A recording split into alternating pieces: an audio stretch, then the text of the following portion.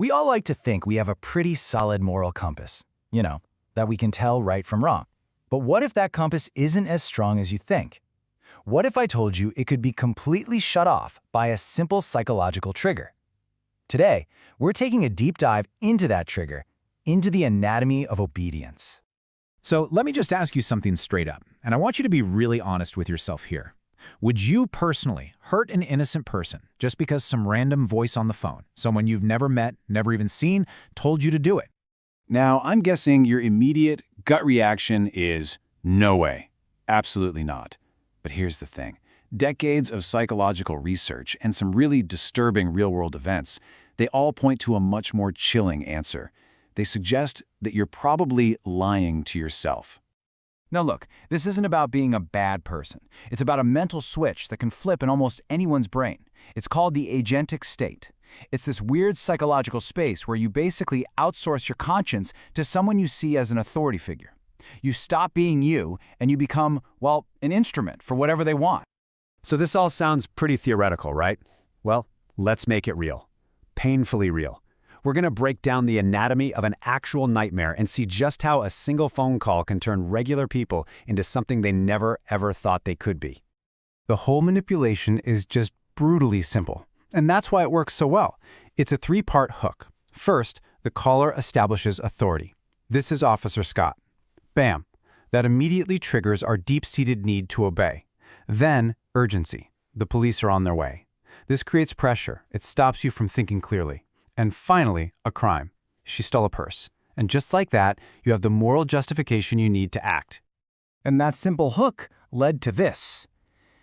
And this is horrifying. On April 9th, 2004, a phone call comes in to a McDonald's. And get this, within just 15 minutes, the assistant manager is following orders from that voice to strip search an 18-year-old employee. But look how it just keeps escalating. An hour and a half in, her fiancé is brought into the room.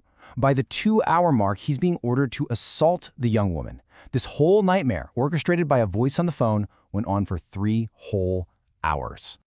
This quote right here, it gets to the absolute core of the agentic state. Donna Summers wasn't acting out of some hidden evil. In her own mind, she was being a good, helpful citizen.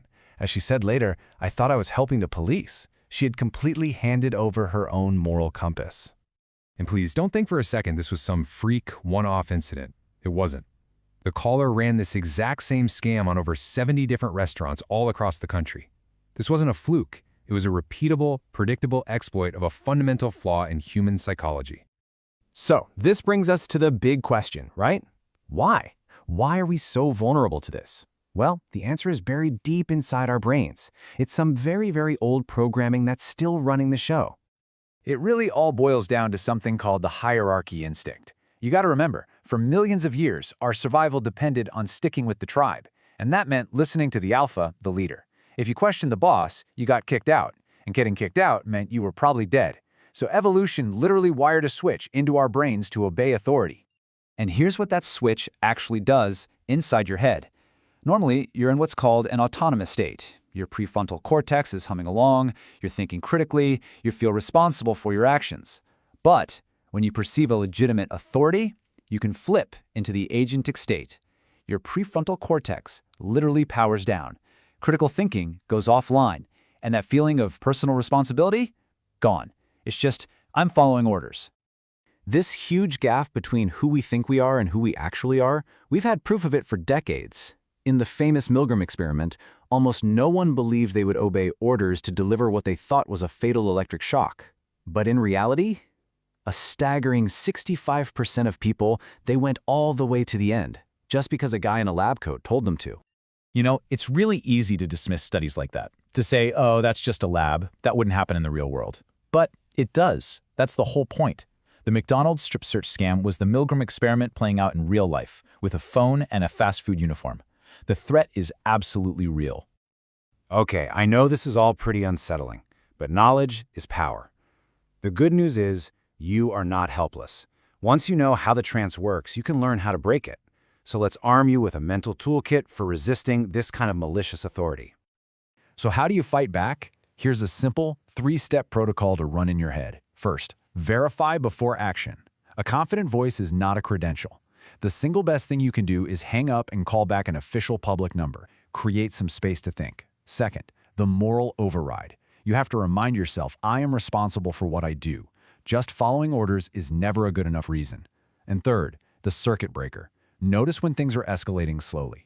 And ask yourself this one simple question. Would I do this if nobody was watching? If the answer is no, you stop immediately.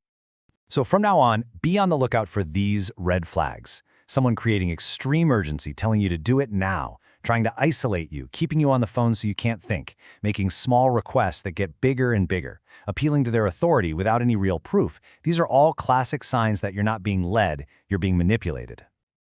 All right, let's bring this all home. Let's talk about the weapon that's just waiting to be used. And the dark reflection we all kind of have to look at in the mirror. The man behind all these hoaxes, he proved a really uncomfortable truth about every single one of us, and it's captured perfectly in this one line. We are not as free as we think we are. We are wired to kneel. And so that leaves us with one last, very personal question. Something to really think about after this. Until you consciously recognize this wiring inside your own head and learn how to stand up when every instinct is telling you to kneel, are you just a weapon waiting for a user?